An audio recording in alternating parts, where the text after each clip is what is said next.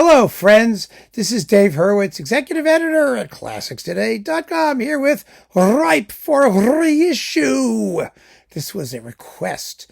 I was horrified to see that this was out of print. I cannot believe it. It's more than out of print. It has been made a non-person, as if it had never existed. And believe it or not, it's this.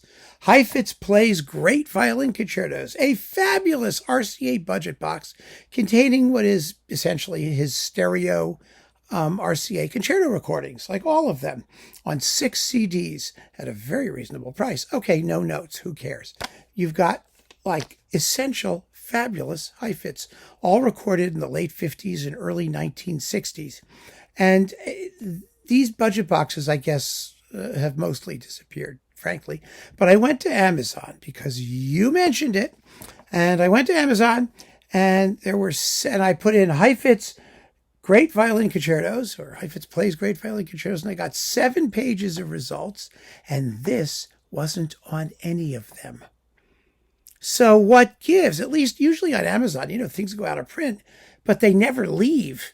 You see that something existed and it's no longer available. I mean, that's, part of used to be one of the advantages of looking there. And then I guess they figured you'd find something else that was available. I don't know.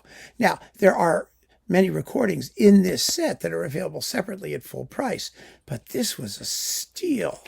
This was a great deal. It's probably why they deleted it. I mean, why should they give us a deal? Let me tell you what's in it. And we can then scream and yell and carry on, and drool and pant and heave and whatever we want to do.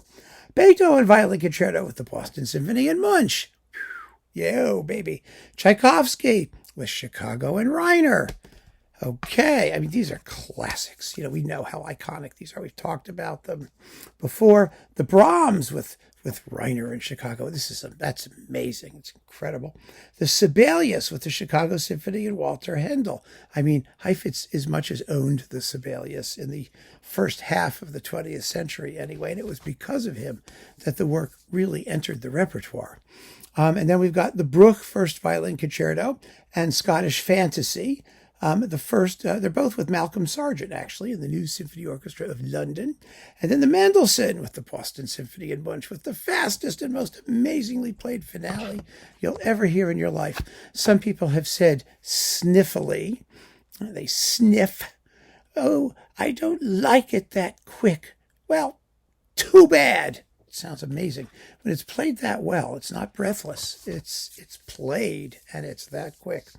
Then we've got the Prokofiev Second Violin Concerto with Boston and Munch. Another amazing, dazzling performance. The Vieuxtemps Violin Concerto No. 5 with Malcolm Sargent and his crew. And then the Miklos Rosa Violin Concerto, which was written for Heifetz, of course, with the Dallas Symphony under Walter Handel. Really, the Rosa is a beautiful work. I mean, really, really beautiful. I'm very surprised. It's been recorded a few times lately. But I'm really surprised that it hasn't made it into the repertoire. It deserves to. It really does. Then we've got the Mozart Fourth and Fifth Violin Concertos, one with Heifetz, the other conducted and played by Heifetz with just chamber orchestra.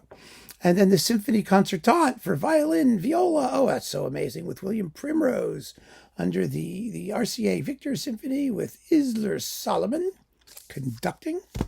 And last but not least, oh boy, baby, the Glazunov Concerto. I loved this performance.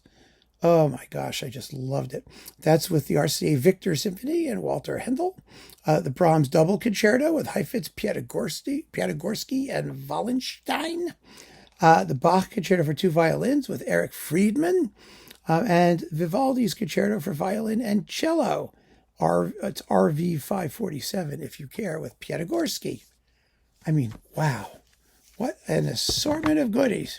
Absolutely amazing and absolutely out of print. Well, most of it you can find probably singly, or at least some of it you can. But what really? I mean, you were right to bring this up. It's a scandal. It's a shanda. It's a tragedy. It's horrifying. Why would they do that? Why wouldn't they try and sell these? Why wouldn't they leave them around for us to enjoy instead of having to buy, a $10,000 jumbo box that you could still find somewhere on Amazon? I just can't believe that this doesn't even appear. I mean, it just doesn't. It's as though it had never existed. And I find that,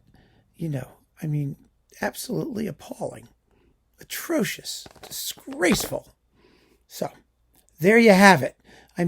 There's certain artists, certain recordings, they just should never go out of print.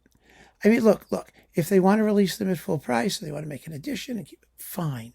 But at least do it, be consistent, promote it over time, give people a chance. Okay, we've heard it before, so there you go.